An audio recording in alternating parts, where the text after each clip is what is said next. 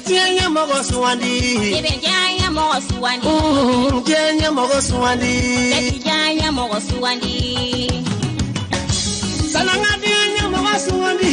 Angu te wale file folo. Salanga tianya mogo suwandi. Angu te wale korola jade.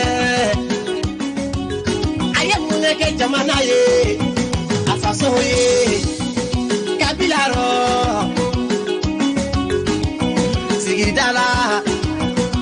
Yananga dianya mɔgɔw sondi te an k'u kɛwale kɔrɔ lajɛ u ye mun k'u faso ye u ye mun k'u ka jamana ye u ye mun k'u ka sigida ye n'an y'o lajɛ an man ka fili cɛbaw bɛ yen musobaw bɛ yen n'olu bilala u jɔyɔrɔ la jamana in a bɛ taa ɲɛ nka dɛsɛgoniya ani ɲɛngoya o de bɛ a ko kɔrɔ ala ka mali kɛ malidenw sago ye ka yira la k'a fɔ fasojɔ kɛnɛ la arajo damadɔ bɛ yen olu sogololen don an na nin waati la u b'a kutuba u b'a lamɛn o kɔnɔ an bɛ foli di olu ma arajo gɛɲɛka o bɛ fanakaw fɛ yen an ka foli b'u bɛɛ lajɛlen ani arajo dafina ka fanakaw bɛɛ lajɛlen fo k'u wale ɲuman dɔn ani arajo la voix du bango o bɛ jolilakaw fɛ yen an ka foli b'u bɛɛ lajɛlen ko jolilakaw bɛɛ lajɛlen ni sɔgɔma jajabari an b'ale fɔ arajo futa kɔnɔna na ale sababu ye ninnu kɛ an b'a fɔ ka wale ɲuman dɔn an bɛ taa kayikaw fɛ yen arajo seko olu fana sɔgɔlen don ale na nin waati la kayikaw bɛɛ lajɛlen fo k'u ni sɔgɔma ko ala ka tile hɛrɛ di an n'u bɛɛ lajɛlen ma ko kutuba an bɛna daminɛ n'u tɔgɔ ale bɛ kumaso kɔnɔ kaban n'u tɔgɔ ye ni sɔgɔma. k'i barikada maa o maa b'an lamɛn arajo kan nɛgɛ bɔlɔlɔ sira fan k'o bɛɛ fo ka bɛɛ barikada ka bɛɛ don kiramantɔn na sɔgɔmada in na ni n ye foli daminɛ n b'a daminɛ n ka dɔn ko i y'a fɔ cogo i kɔrɔkɛ la n ka dɔn ko n'o ye Azizi ye n ka dɔn ko fɔ Faransi n ka dɔn ko n'a y'a daminɛ n ka tɛ b'a sɔrɔ a balanlen don b'a na an b'a fo k'a barikada ka Tayiruba fo n'o ye fari ɲɛmaa ye Paris n ka dɔn ko k'a fo k'a barikada n bɛ foli daminɛ n ka dɔn ko laadala foli la ka daminɛ an ka directeur la k'a fo n ka taa n'a ka denbaya k'a daminɛ n ka dɔn ko depuis Bamako n ka denbaya la fo Faransi n ka dɔn ko k'o fo k'o barikada laadala foli la n b'a daminɛ n ka taga cɛkɔrɔba fari ɲininkali kɛ ko sa alhamdulillah ala ka hali bi an bɛ an kɔrɔ kɔrɔ de ka namande o don n ka dɔn ko k'i ka denbaya i muso ani denw n ka dɔn ka dugawu k'o ye n ka taa ala ka sababu ɲuman k'u bɛɛ lajɛlen ya rabbi cɛkɔrɔba n ka taa hali bi ala ka si d'a ma ya rabbi ya rabbi kɔrɔbugula n ka nana ka denbaya k'a fo fantala fantala ka denbaya bɛɛ fo n ka dɔn k'a bɛɛ dɔn kiramantɔn na n y'o fo n ka dɔn ka foli lase n ka dan awe ma an ka balimamuso fila min sigilen don su ani tile min fari ma Yasindaw ani Kayatu an bɛ dugawu kɛ n ka dɔn ka ala ka farijagabɔ ala ka bana kɛ farijagabɔ ye ya rabbi n'an bɔra o la n'an ye foli lase n ka tɛ maa o maa b'an lamɛn an ka cɛkɔrɔba kɔ bɛɛ lajɛlen fo ka sira fo n ka dɔn ka ala ka kɛ farijagabɔ ye ka alu fo n ka dɔn ko maa o maa b'an lamɛn ka honorable ɲa dan sira n ka k'a fo ka honorable n ka Majini k'a fo k'a barikada maa o maa b'an lamɛn an fo k'aw barikada i ka muso ko n'u ka foli mɛn kɔfɛ n ka musokɔrɔbaw bɛɛ jɛlen o sigilen don k'a lamɛn an b'o fo k'o barikada donc kuma b'i bolo ayiwa ninnu tɔgɔ an bɛ foli di maa minnu bɛ k'an lajɛ direct la minnu bɛ k'an ja lajɛ bɔlɔlɔ sanfɛ an b'a fɔ ye k'u salamu alaikum ayiwa ka bɛɛ lajɛlen fo ninnu tɔgɔ bi sɔgɔmada na an bɛna baro kɛ barosen minnu kan o de ye lakanabaliya ye i n'a fɔ laadala an ka jamana kɔnɔ parce que o y'an taabolo ye bi n'an bɔra barosen filanan o bɛ k'a ye k'a fɔ ko minisiri 6 Mali ministre de transition mɔgɔ 6 olu taara fɛnw fɛ yen kidalikaw fɛ yen ayiwa i bɛna hakilina dɔw kan barosen sabanan o bɛ ta fana visite min ni an ka jamana ɲɛmaa n'o ye bandaw ye ale ye wuli ka jɔ kɛ ka taa Faransi jamana kan ayiwa i bɛna hakilina dɔw kan n'o bɔra yen an bɛna formation min bɛna kɛ sisan n'o ye ko cabinet de l'ancien président ayiwa k'o bɛna sigi Ibrahim Boubacar Keita ayiwa an bɛna da don la fo kana ayiwa barosen wɛrɛw bɛ yen minnu an bɛna olu fana ladon ni ala ka jɛ inshallah ala ka nin sababa bɛn n'o tɔgɔ ayiwa lakanabaliya kibaruya jumɛn bɛ jamana kɔnɔ a nɔgɔyara wa ou bien a bɛ ka juguya ka taa fɛ de bon an t'a fɔ k'a nɔgɔyala mais ka foli lase bɛɛ lajɛlen ma maa dɔw bɛ yen n ka taa n'olu nana juru sira kan an bɛ foli lase u ma Sori Kɛmɛso k'a fɔ k'a barikada barabara Sori Kɛmɛso Fatumata Balde Paris k'a fɔ k'a barikada n'an y'olu fo n ka taa donc maa o maa b'an Saran ko k'an ka foli f'i ye honorable non Saran an ka militant min bɛ Paris awɔ Saran donc k'a fo k'a barikada n'an y'olu fo k'a barikada an ka taa tile filanan gɛlɛya kɛra hali bi Bankas mara la Koro mara la an ka taa donc n'an b'a fɔ k'o ma ko centre ni Mopti n'an ye jateminɛ kɛ Bandiagara Bandiagara route min n'an b'a fɔ a ma ko route R15 mobili n'o ye minikari ye a bɔra Bankas sugu la a natɔla an ka dɔn ko a selen pont dɔ bɛ yen n'an b'a fɔ a ma ko Paru pont fon camancɛ la 9h waati o ye ala minɛ nka donc a bɛ fɔ min ma ko mini nka donc ka nɛgɛjuguw don nka min bɛ se ka pɛrɛn donc o y'o don fon camancɛ la n'a bɛ fɔ ko commune ma commune Barasara donc o commune kɔnɔna na nɛgɛjuru in donc nɛgɛjugu in pɛrɛlen mobili tigɛla ka kɛ 2 ye nka donc minika yɔrɔnin kelen maa 4 ni bɔra la maa 7 nka tɛ o bangana kosɛbɛ nka tɛ donc banatɔ ninnu na nka donc aussi muso 2 b'a kɔnɔna na donc waati in bɛɛ lajɛlen miniti 10 ɲɔgɔn kɔ capitaine Segu Konate a n'a ka maaw sera nka tɛ ka yɔrɔ larawe nka tɛ k'a lajɛ nka tɛ baara bɛ se ka kɛ cogo min na an bɔlen nka donc o don kelen bɛɛ la aussi an b'a fɔ min ma commune de Mopti mara la toujours Bandiagara mara la commune de Tuminiri ni dugu dɔ bɛ yen n'an b'a fɔ ma ko Tanteri o dugu in na aussi nka terrorisiw taara ka bin maaw kan maa 8 o y'o ni karabangatɔ ka bagan bɛ yen nka o taara ni bagan bɛɛ lajɛlen o bɔlen nka tɛ Douanza mara la nka tɛ donc précisément toujours au centre Douanza an y'a ye Bangalaise mɔgɔ min bɔra Bangalaise an b'a fɔ o ma ten nka donc mercredi nka donc vers 14h o bɛ taa la entre Boni nka donc Douanza région kɔnɔna na o ka mobili panna mine kelen ɲɔgɔn dɔ la nka tɛ donc o ka maa nka donc mɔgɔ 3 banana kosɛbɛ n'an ye jateminɛ kɛ toujours tuguni an ye jateminɛ kɛ Bamako mara la nka tɛ a 45 km de Bamako sanu bɔla dɔw bɛ yen nka tɛ donc a tununa nka tɛ nin y'a tile damani ye n'an b'a fɔ a ma ko Turela gɛrɛfɛ nka tɛ donc 45 km de Senu an kɔrɔ yan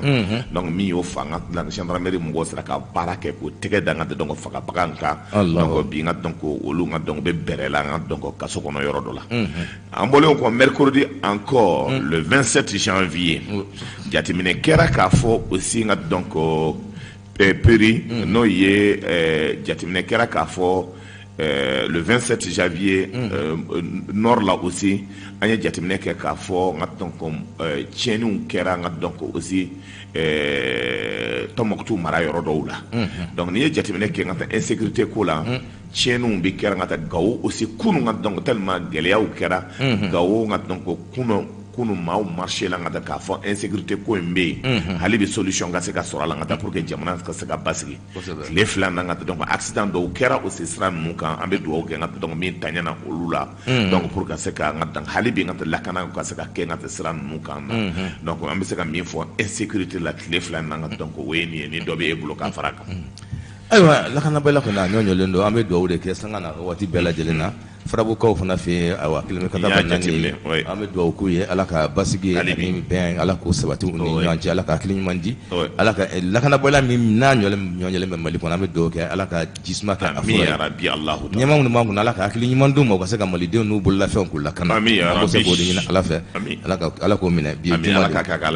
ayiwa n'u tɔgɔ an bɛ taa n'an ka barosiyɛn 2nan ye barosiyɛn 2nan o bɛ tali kɛ fɛn min kan an y'a ye k'a fɔ wulikajɔ n'o y'an ka cɛmancɛla fanga minisiriw maa 6 olu ye wulikajɔ kɛ ka taa Kidalikaw fɛ yen ayiwa kɔni a kelen bɛ kuma caman ye jamana in kɔnɔna na n'o tɔgɔ e bɛ se k'i hakilina di o kan wa tali a kun bɛ mun de kan. n'i ye jateminɛ kɛ k'a fɔ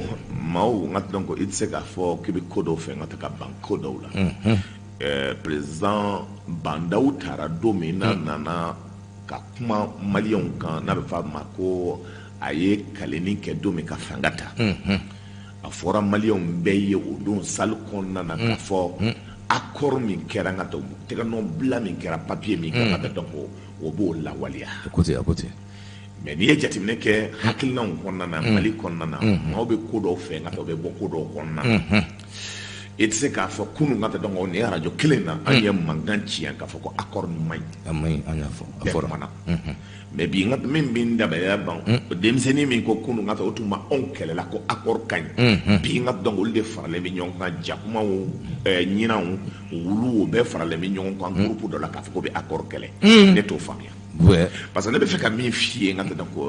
prince n'an bɛ fɛn o fɛn la an ka danbe ni hɔrɔnya ni halalaya diya la kosɛbɛ n'o t'a kɔnɔna na nka tɛ baara falaki don dɛ parce que i tɛ se ka kɛ parce que ne de k'a fɔ bi ne ninnu togo n terikɛ de ye faama ye n'o ye Banda ye o kama kunun ko accord ma ɲi bi ka tila ka segin k'a fɔ ko accord bɛ yen danbeya banna hɔrɔnya banna halalaya banna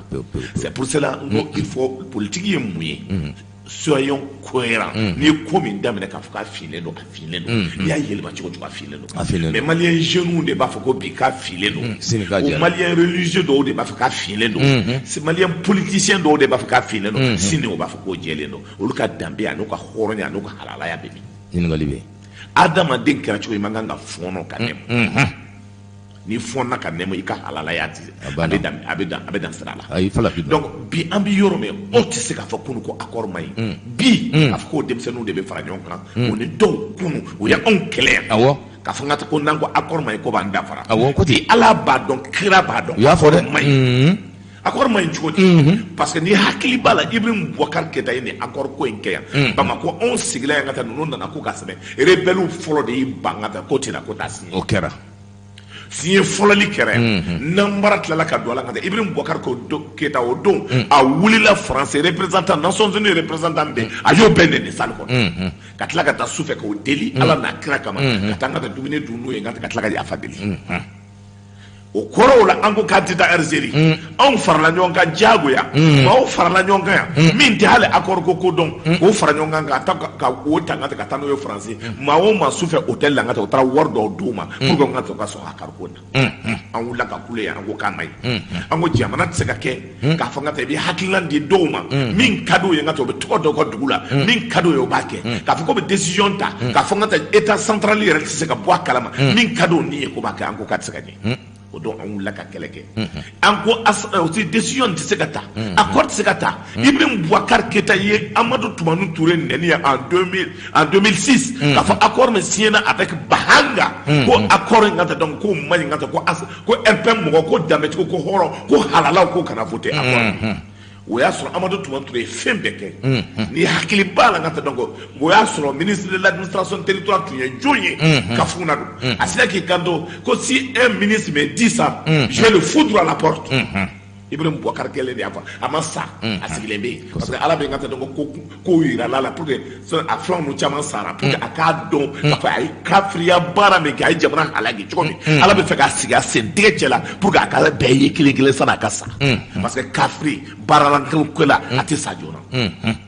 donc o de baara kɛla ala b'o de yira la o Ibrahim Boubacar Keita sigila k'a lajɛ n ka ta ka kɛlɛ kɛ ko ale bɛ voter ATT ye o don ko parce que ATT ka hɔrɔnya kama ko sinon ka ta ko min kɛra kama ye o y'a sɔrɔ accord taara n ka ta donc au niveau de l'Assemblée nationale mais ale ka accord signé ka tila k'a ka accord dilan ale ka accord ma se hali Assemblée la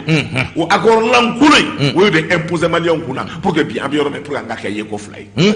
Maintenant, on a k'a fɔ ko accord comme l'État est une continuité. Français ko k'a ka appliquer, Union européenne ko a ka appliquer, bɛɛ ko k'a ka appliquer. Olu de kɛra partenaire a fɔra diyagoya ko accord bɛ appliquer. Donc coup d'état kɛra. Et que don min ka ta donc ne serment prêté la a fɔra maliyɛnw bɛɛ ye ko accord bɛ appliquer. Bandaw ba akala nga lajɛ a fɔra ye k'a appliquer. Bandaya a fɔra coup d'état kɛra n ka ta k'a bɛ appliquer. J'aime si coup d'état ils disent qu'ils sont d'accord avec tout ce qui est accord sur le plan international donc ko b'a kɛ Bandaw ye discours kɛ n ka ta k'a fɔ k'a b'a appliquer o don mɔgɔ ma kuma dɛ bi n'i y'a ye n ka ta ko ministre wɔɔrɔ taara Gawo moi j'ai dit bi an bɛ yɔrɔ min k'a fɔ ko accord n ka ta ko date don a Kidal ko o tilala ka se ka na Gawo k'a fɔ n ka ta ko accord na k'a tɛ appliquer n'i y'o fɔ n ka ta i ye nkalon tigɛ a bɛ appliquer i bɛ nkalon tigɛ dɛ mais min don an bɛ se k'a fɔ accord ɲuman yɔrɔ ye min ye o ka appliquer min tɛ se ka appliquer an ka sigi an ka kungo kan n'an m'o kɛ n ka taa n kɛ hɔrɔn la ko mais Bandaw bɛ se ka tɛgɛ nɔ bila kɛ papier in na k'a sɔrɔ ayiwa papier in sigi ma kɛ a kɔnɔ ko kan hakilina dɔ fɔra papier in kɔnɔna na denni min kɛra a fɔra ko révision ka kɛ accord na ka yɔrɔ min man ɲi an ka donc an ka sigi an ka kuma wa accord révision kɛcogo yɛrɛ fɔlen don parce que pour que révision ka kɛ maa min y'o tigɛ n'o bila accord na ani état de kan ka sigi n ka ta ka révision denni min kɛra den min y'a fɔ ko révision maintenant gouvernement kan ka min kɛ Bandaw n'a ka mɔgɔw kan ka min kɛ transition kan ka min kɛ le gouvernement o kan ka sigi n ka ta donc révision min kan ka kɛ o ka kɛ sanni a ka appliquer mais pour que n ka ta kɛlɛ ka ban n'i ye jateminɛ kɛ ninnu tun y'o ban ka don gouvernement na i bɛ kɛ ka gouvernement mais transition na o donna o le ministre de la jeunesse aujourd'hui porte-parole o maliyɛn caman bɛ kule la jeune caman bɛ kule la nɔfɛ puis les patriotes kunun olu de tun bɛ kɛlɛ la n ka taa en tant que donc opposé à l'état malien olu de tun bɛ kɛlɛ kɛ ni cɛnin kelen ka taa donc a ye an dɔgɔnin juguw don a ye mɔgɔw de Mali de y'a kalan pour que ka se ka to kɔfɛla la bi ay ministre nga tam ko be tegre fa afle ni avion yɛrɛ kɔnɔ sisan a bɛ taa la ka taa Cameroun pour que se ka taa équipe nationale supporter wari min kan ka do ma ka taa denmisɛnninw ka prime do ma Mali on bɛ tegre fa ye Mali de b'a fɔ bi cu Mali de b'a fɔ ca kunu nga ta donc de bɛ kɛla wolle nga ta donc wolle ko bi nga ta donc o donna gouvernement na ministre de l'agriculture o de tunya o ka maa dɔ ye nga ta donc n'o ye terkɛ yɛrɛ o kan ka don o kan ka n'i y'a fɔ terkɛ parce que ne malien de ne ye nga ta donc pour moi nga ta fɛn o fɛn bɛ taa Mali ko la adamadenya la parce que ni hali o tɛ an bɛ ɲɔgɔn sɔrɔ fɛn wɛrɛ la an bɛ kuma nga ta Mali ko la nga ta parce que des fois n b'a fɔ a ye e bɛ aw bɛ min kɛla silamɛya tɛ aw bɛ min kɛla a man ɲi nga ta donc aw bɛ min kɛla Mali ko la nga ta o tɛ teriya bali an m'o tiɲɛ fɔ Allah subhanahu wa ta'ala hakilinaw tɛ ɲɔgɔn ta yɔrɔ dɔw la donc Mali ko la nga ta parce que ne t'o tulonkɛ musalakan kɛ maa si fɛ n hakilina n b'a défendre parce que ne tɛ maa wɛrɛ ka hakilina défendre min bɛ ne kunna ni Allah subhanahu wa ta'ala ko nga min défend Mali ko la ne b'o défendre ne tɛ mɔgɔ ɲɛda lajɛ ne tɛ maloya ko la parce que pour moi nga ta donc le Mali c'est dans mon cœur ne de b'a fɛ s'il y avait un baromètre pour savoir jɔn bɛ Mali fɛ jɔn tɛ Mali fɛ o kɔnɔna na ka fɔ ale ka denbaya bɛ kala dɔw ka denbaya tɛ kalifa ye donc n'an y'o baara kɛ o donna gouvernement na bi baaraw daminɛlen don ministère dir'o ma n'o kɔnɔna na dans le processus o ye baara daminɛ k'a fɔ n ka taa ko bɛ taa Kidal n'o sera ka taa pour que i ka dɔn Kidal fɔlɔ ne tun bɛ wari de sara i ka don kosɛbɛ maa si ma taa Kidal ne ma wari sara bi ni ministre wɔɔrɔ sera ka don Kidal ka taa discuter ka tila ka kuma pour moi a kɛra cogo cogo tɛgɛrɛ dɔɔnin kan k'a fɔ surtout n'i ye Kidal ko gɛlɛyalen ka se yan Ibrahim Boubacar ye baara lankolon min kɛ o de y'a to an sera yan siga t'o la a ni mara ye baara lankolon min kɛ an terikɛ don dɛ an dɔgɔnin don n'an ma kuma fɔ Allah subhanahu wa ta'ala b'a ɲininka parce que tiɲɛ Allah ko tiɲɛ tɔgɔ ye Muhamadu kuranna de tiɲɛ tɔgɔ ye Allah donc ni tiɲɛ b'i ba kan a b'i fa kan i b'a mara y'an dɔgɔnin jugujugu de ye a ye laseli dɔ kɛ kɔsan na bɔlɔlɔ sanfɛ i y'a ye o mankan de a ye mɔgɔw dabali ban a ko Faransi ko depuis Allah ye Faransi dan ko Faransi ma deli k'a fɔ nga tɛ donc ko Mali tɛ don Kidal ko embargo ta an kan nga tɛ donc ko anw de bɛ fɛn kuntanw san ko mɔgɔ si ma deli ka bɔ k'an ka taa donc ni mara yɛrɛ da ye ne da tɛ se a y'a fɔ maintenant o kɔnɔna na bi nga tɛ donc baara lankolon min kɛra a fɔra k'a fɔ a 60 jours ni élection banna Ibrahim Boubacar Keita ni mɔgɔw ka discuter Ibrahim ye ban ka discuter a ko k'a bɛ Kidal minɛ surprise la o ye pogo don anw na Ibrahim Boubacar kelen de wulila ka taa Mauritanie président nɔfɛ a bɛ réunion na k'a ka réunion tigɛ nga k'a ka taa delili kɛ cessez le feu depuis Allah ye na un gouvernement fort un gouvernement légitime un gouvernement danbe bɛ min na hɔrɔnya bɛ min na k'a fɔ o ni rebelles bɛ kɛlɛ a bɛ taa président wɛrɛ wele ka na delili kɛ Ibrahim Boubacar Keita de an ka danbe tiɲɛ a y'an ka hɔrɔnya tiɲɛ a y'an ka halalaya don kalama na mande masa hebwe Ibrahim nga tɛ Keita in nga tɛ tutu bɛ de la duguci mande masa maafa mande jamana ci mande masa jamana ci masa Keita ni Keita nga tɛ donc a ye Keita o tɔgɔ tiɲɛ a ye Keita bɛ daminɛ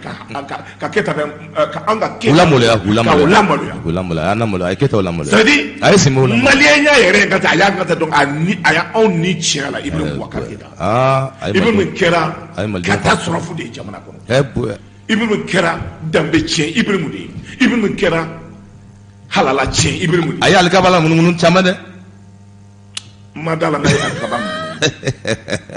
madala parce que Ala yɛrɛ tɛ se ka ɲɔgɔn ye o Ibrahim de ye nga tɛ Mali ci ka na se o yɔrɔ la ani ka tila ka taa nga tɛ donc ka ko gɛlɛya anw bolo ka jamana bila nin position na san 7 n y'a fɔ a ye ko n'a y'a ta n k'a bɛ joli fɔlɔ a y'a ta Mali ye a fɔra voici les conséquences Ibrahim ye min k'anw na Ibrahim taara ka min to anw ye ka jamana ka taa halalaya ban ka danbe ban ka hɔrɔnya ban ka diinɛw ci ka denmisɛnninw ci ka du fa ka tila ka hali maaw kan ka maaw fa ka taa fanga nɔfɛ ka taa maaw kunkolo tigɛ ka taa donc fo fana ka taa ka taa donc mɔgɔ kunkolo tigɛ ka taa pour fanga ɲini ka tunu n'a ye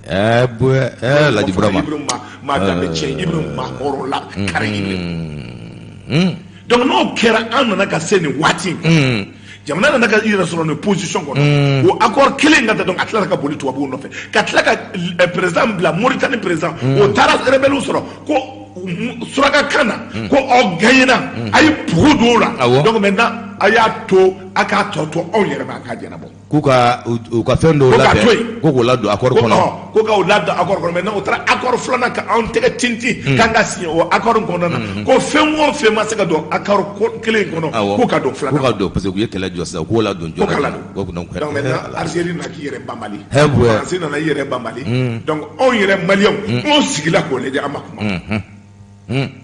bi amana ka faka man disi ko anyi malien ko no ko ni maganka on tun me kunu aso do ba na feka tulu ya so ngata kunu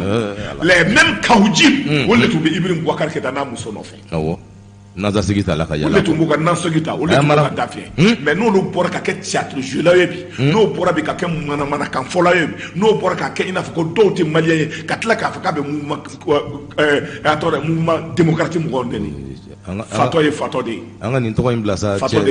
Il faut laisser ce nom-là. Donc aujourd'hui, pour moi, Jamana be push mina. Dambe be chomina donc anga Mali récupérer nga do kele de bi. Mali be récupérer chodi. Donc ni aye go mo non tara. Pour moi, Hali bi nga donc moi Srado bi dael. Pour nga se ka fenge. Mali kanga segi Mali la. Kidali kanga segi Mali ko. Il faut que Kidal ko nu ka do. Wolte se ka segi Bamako ya. Wo deum bi école nyana mawla. Wo deum bi nga donc minke. Wo lu yere be so nyana mawla. Ibe kay nga hali aéroport fangale yoro do diuma ko ka tasigi akonna. Ibrahim Boubacar Keita am fa ko. Nga ne che yanda be che. Nasara ko na. Allah ta fa nga donc Nasara ka tra ma ya fa ni Maldon. Allah ba ke yeko flane pour ga sa ka fenge. Amata ya fabi ama ya fasini ay muso kono mon faga aya mako sa ay kanwuchi ay armée sirika di nunuma ay bamako sirika di nunuma donc ambo de position konnana ni ya ko ministre utara o hakilna de la pour que malika kidali ka sega segi bamako ba o de kela aywa ambe o yorobla yana ngabla amanga kuma laban fo aka ante yafa alema malidenw tɛ yafa ma malidenw tɛ yafa diinɛ ɲɛmɔgɔ minnu ye a campagne k'a ye misiriw ni javier kɔnɔ ka malidenw bila fili la an tɛ yafa o si ma tant que o ma bɔ k'a fɔ ko malidenw ka yafa o don an y'a fɔ dɛ n'o tɛ ko an bɛ taa n'an ka barosɛn filanan ye an y'a ye k'a fɔ jamana ɲɛmaa yɛrɛ n'o ye bandaw ye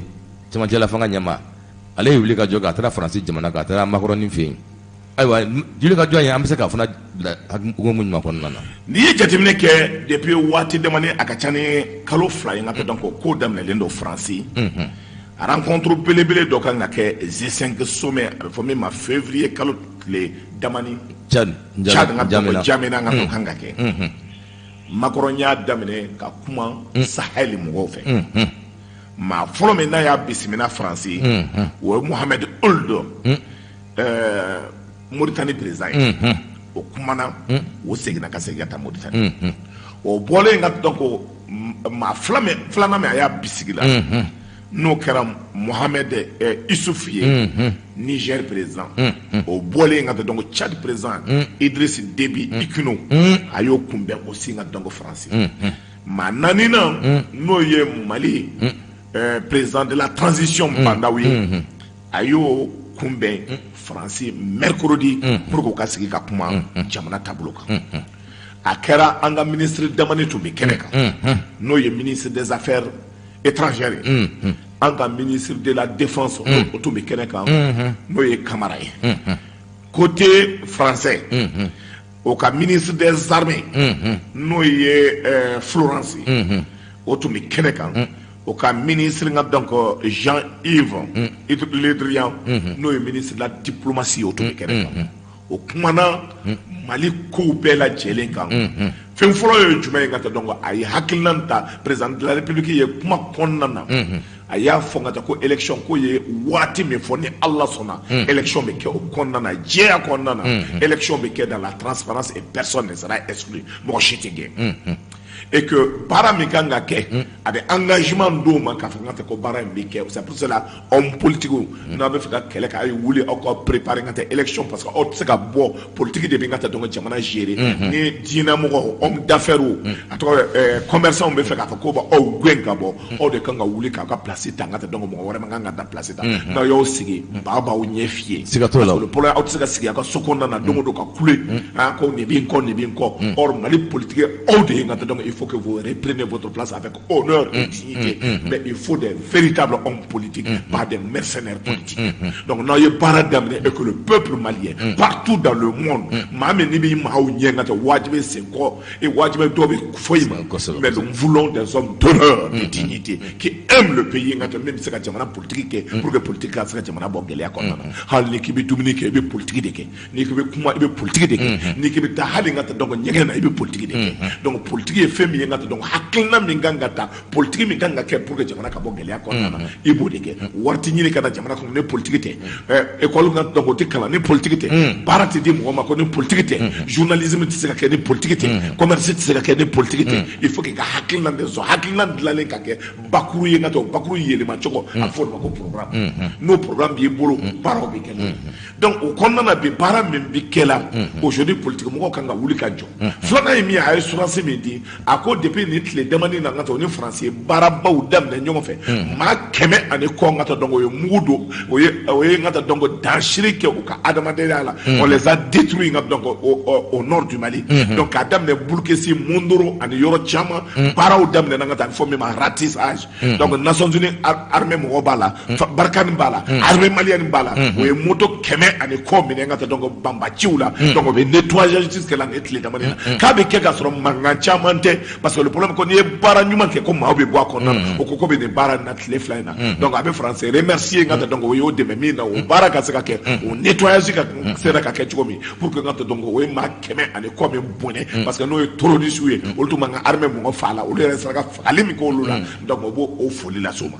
hakilina wɛrɛ dira k'a fɔ ŋa to ko bi ko sɔrɔ ko la ŋa to hakilina min kan ka kɛ dɛmɛ min kan ka k'anw na o kuma n'o fɛ ŋa to o k'a lajɛ o se ŋa to o bɛ se ka dɛmɛ min d'an ma donc o kɔnɔna na ŋa to donc ko o ka hakili sigi fɛn o fɛn n'olu ye engagement ta Mali ko in na gɛlɛya ko in na baaraw bɛ k'o kɔnɔna na et que ŋa to donc k'o dɛmɛ ŋa to donc parce que jamana bɛ position min na bi armée min b'an bolo gɛlɛya min b'an bolo baara in tɛ se ka kɛ ŋa to n'o ka dɛmɛ tɛ ni faransi ka dɛmɛ tɛ o b'a ɲini hali bi faransi fɛ o k'o dɛmɛ ŋa to donc baara na Macron kuma kɔnɔna na Macron y'a yira k'a fɔ ye ŋa to donc o y'o wele ka na k'u ka hakilinaw dɔn parce que u ka jamanaw kɔnɔ maaw bɛ wulila bi ŋa to k'a fɔ ŋa to donc ko faransi ka ta ka bɔ yen olu bɛ fɛ ŋa to u ka kuma u ka bɛn ko dɔw kan mais une chose est sûre n'u y'a fɔ olu ye hali bi ŋa to ko faransi ka bɔ yen olu bɛ faransi sama ka bɔ ŋa to donc sini o tɛ faransi ye yan parce que olu de mago b'o la olu de y'a ɲini ka na pour que u ka se ka na olu nana ka dɛmɛ de don o la parce que olu de la ka na aussi k'olu dɛmɛ o mɔkɛw dɛmɛ ka faransi libéré mais bi olu bɛ ŋa juru de bɛ yen ŋa to u bɛ fɛ ka juru de kɛ ŋa to donc o kɛlɛ in t'o kelen ka kɛlɛ ye ni kɛlɛ in da juguyara Mali la ni terroriste ye Mali ta ŋa to o kelen bɛ na ŋa to fɔ faransi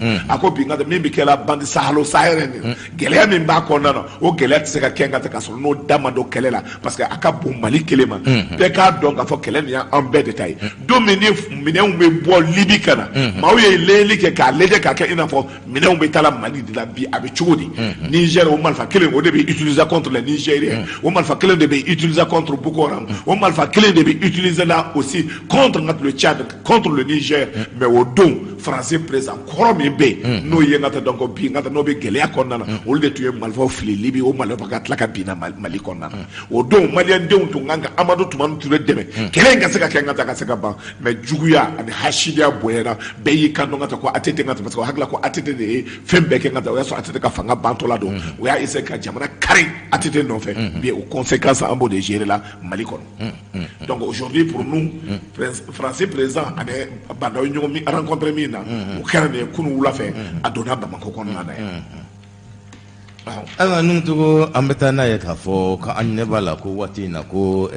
jamana ɲɛmaa kɔrɔlen n'o ye Amadu Tumani Ture safurulaye n'o ye Alhaji Ibrahim Boubacar Keita ye jamana ci Ibrahim Boubacar Keita ayiwa ko kabine bɛna sigi a dayɛlɛ ale ye a sigila yɛrɛ kabine min n'o bɛna sigi ale ye ale ka se k'a ka kow kɛ o kɔnɔna na est-ce que Ibrahim Boubacar Keita ni kabine ka kan jamana in kɔnɔ Amadu Tumani Ture ale taara Ala ka hinɛ a la Ala ka lahara sɔn suma ni Soumaïla Cissé bɛɛ la n'ale silamɛ su bɛɛ lajɛlen ye est-ce que kabine in kun dayɛlɛ la ATT cabinet de Amadou Tumani Touré au cabinet jusqu'à présent donc cabinet bɛ yen Sisuma de y'a chef de cabinet beaucoup mieux chargé de mission ani Yuba Ngat donc est chargé de mission parce que statut est min fɔ Mali constitution est min fɔ président kɔrɔ cabinet bɛ dayɛlɛ o ye ka baara kɛ pour que hali ni min gɛnna ka bɔ yen jama a bɛ dayɛlɛ o ye donc parce que une fois que min ye président kɔrɔ ye la loi Ngat autorise cabinet ka dayɛlɛ mais Ibrahim Boubacar Keita ta an ye min mɛn maa min sera saya dingɛ da la maa min yɛrɛ tun tɛ se ka wuli ka jɔ Ngat n'o ye Baba Hakimi ninnu ye k'o ta comme chef de cabinet a tɛ bali ni na parce que Mali bɛɛ dira Ibrahim Boubacar Keita ma a ma se ka baara kɛ ce n'est pas parce que Ngat ni cɛkɔrɔba Ngat donc presque min bɛɛ taara a bɛɛ bɛ retraite la a ye min ta Ngat donc a ka somɔgɔw Ngat a ka cidenw Ngat donc pour que olu ka se ka baara kɛ Ami dɔgɔnin dɔ de b'a la o Ami dɔgɔmuso in Ngat donc min cɛ tun ye ministre fɔ a cɛ taɲana sisan n'o ye développement social ye olu taara ka na parce que Soko don cabinet ye o de ye o donc maintenant baaraw bɛ kɛla an bɛ jateminɛ kɛ k'a lajɛ mais déjà nin bɛɛ n'i y'a ye gɛlɛya bɛ kɛla maliyɛnw tɛ se fɛn faamuya la parce que pour les maliens bi Ibrahim Boubacar Keïta kan ka juger de a ye baara kuntan min kɛ a ye jamana ci ka se yɔrɔ min mais o jugement tɛ se ka kɛ tant que ni assemblée kura de ma sigi n'o assemblée sigila an ka donc maintenant ni jamana bɛ fɛ kan ka k'a attaquer donc o bɛ sariya sɛbɛn don donc au niveau de l'Assemblée nationale la haute cour de justice o de bɛ se k'a juger ani ministre min ye tiɲɛni kɛ olu ka se ka juger donc mais maliyɛnw tant que ni député kuraw ma sigi donc parce que ninnu ye min ye olu tɛ député ye nka donc o ye conseiller de ye donc d'après cour constitutionnelle ye min fɔ donc baara tɛ se ka kɛ n'o ye donc maintenant n'o kɛra nka baara min bɛ k'o la on verra dans les jours à venir parce que moi je souhaitais nka donc n y'a fɔ Mali bɛɛ kɔnɔ n ko président kelen min kan ka juger officiellement Mali kɔnɔ n'o ye jamana ci o ye Ibrahim Boubacar Keïta mais n t'a ɲini Ala fɛ a ka taa sa ka sɔrɔ n ka donc a ma juger merci beaucoup. mais n'o tɔgɔ an y'a ye k'a fɔ fana institution dɔw bɛ fana bɛ yen k'a fɔ depuis u dayɛlɛ la an ɲɛ tɛ u nɔ la bon o institution ninnu an y'a ye k'a fɔ fana jamana nafoloba caman de bɛ taa la o la. médiateur de la République parce que Ba Hakim tun y'a ɲɛmaa ye Ba Hakim yɛrɛ tun bɛ semaine 2 kɛ Dakar a tila ka na semaine 2 kɛ Bamakɔ yan hali taama ka gɛlɛya ma bi n ka taa o yɔrɔ min na cɛkɔrɔba tellement sɛgɛlen don est ce que a ma kɔrɔ ni Ibrahim Boubacar Keïta yɛrɛ donc n'i ye jateminɛ kɛ n ka taa aujourd'hui hakilinaw kan ka jagabɔ n ka taa ka na dans les jours à venir vérificateur a bɛ fɔ min ma i ye min fɔ n ka taa yɔrɔ in tɔgɔ fɔ cogo institution minnu bɛ yen ni nafoloba bɛ ka du la u tɛ ka mɔgɔ institution caman bɛ yen nka donc bi ale bɛ baara kɛ yɔrɔ médiateur de la République bɛ mun de ɲɛ Mali la. La question mérite d'être posée. Un médiateur de la République depuis à Sigla Mali la million de bétois soba ou jora et n'atabe mounier. Aujourd'hui, donc, je pense que Maliens ont un débat de Kenga donc qu'on a pour voir concrètement Barakanga Ketchoumi. Moi, ni Sebine, donc médiateur de la République n'est pas chicamoye parce que ça ne sert absolument à rien. Alpha Kawati l'a donc on a donc ça veut dire ni jatine Kenga donc faut débat ou tout meke. Ka justice n'a tenu donc la une justice fait donc na balé no balé donc donc pour qu'on se la walia donc au bolo wele donc ka se ka ngata ka barake. Mais aujourd'hui Barabi que la chiko donc médiateur de la République de fou niena. Donc je pense réellement qu'il est important pour que des personnes qui se donc nous devons boire donc le peuple malien je pense réellement sera d'accord parce que médiateur de la République m'a dit fait fouille tout ce que tout makolo ko kuma na depuis Adam na fuka na sebima mao mangata donc no papier code fuka na seni bima donc solution ma c'est ka sura asila donc maintenant aujourd'hui à ce stade de la chose à s'endamner follow solution folle la kasura là mais depuis au boire la alpha ka wat la fuka sebi donc médiateur ngata donc ambassadeur ka foyi en bolo kata rencontre kuntan ga ngata ka dumni du ngata me o ka de yoro banjo ngata donc ka ke wore du yoro yi ama foyi ko yoro do ndo yoro wore ngata do kuluba nuka ma ko fendo social et culturel moi je suis d'accord alors wore ngata donc ama foyi parce que akara terrible yoro de depuis ne ko kera ngata depuis baba jaran mu be foka na sebi ngata donc abi jamana bela no flan surtout flan be jamana bela donc maintenant anya jo ngata parce que ngata donc ka leje mais concrètement abi mu de nyena il est important que débat kako konnana moi je pense réellement en toute honnêteté maw blale mais ni de ça ka mo nommé yoro la ko tribi bolo ngata nomination ti bolo e ba nommé ka blanga ta warta ka dama cadre ti mo aja et ne sert absolument rien pour la République mais c'est baraka warka nga do fe wona la mitini moi c'est ma vision des choses ngata ngo ne jamana na da sero la akla ma jama mina ma konnana donc même mbolo ka fo cabinet yoro la woni ni ni ngal wara bi bolo o cabinet ngoni angoni ba donc ka fo atna mo gonya awa yakilina ibsa ka kɛ mun ye fɛn min ye u ka loi de programmation militaire min kura min bɛ ka sigi sen kan an y'a k'a fɔ kɔrɔlen kɔni o dunna wa maa minnu ye o wari dun k'a kɛ nɛgɛduba ye k'a mugan ka du kuraw jɔra ka mobili kuraw san V8 ka san ka di bɛɛ lajɛlen ma k'u ka dɔɔnina kɛ Jakarta foro ye o mɔgɔ kelen ninnu bɛ yaala la jamana kɔnɔ u b'u diyala u bɛ fɛn bɛɛ kɛla u bɛ tila ka boli ka tugu an ka cɛmancɛla fanga mɔgɔw ɲɛmɔgɔw nɔfɛ mais o kumana o ko bɛna kɛ cogo di. Prince n'i ye jamana jateminɛ k'a lajɛ min ye wari in dun n'an b'a fɔ k'o ma loi de programmation militaire homme politique b'a la dɛ parce qu'il est important olu ka ɲininka